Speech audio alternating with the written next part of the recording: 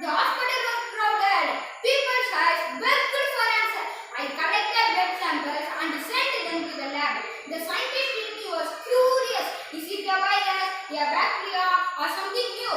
My duty was clear. Find the truth no matter how hard it was. Day 5.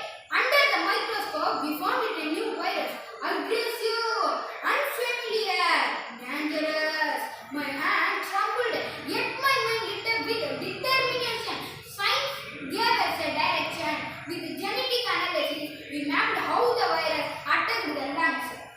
My curiosity turned into courage. Day 8. Sleepless night, endless experiment. My team and I tried new drugs. The hospital was crowded. The hospital was heavy with silence. Broken only my coughing patients. But I reminded myself, medicine is not just science. Stitched into every heartbeat. Day 12. What a miracle! One patient fever dropped after receiving the child medicine. My heart leapt. Could this be cured? Cautiously, we treated more patients. Slowly, smiles began to return to tired faces. Day 18.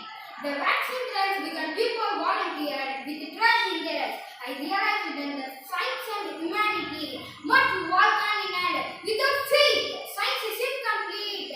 Day 25. Day 25.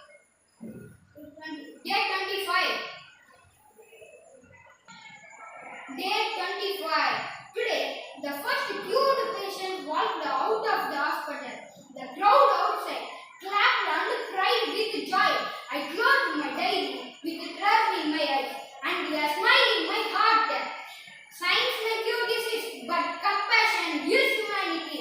The real strength of a doctor lies not just in medicine, but in never giving up. This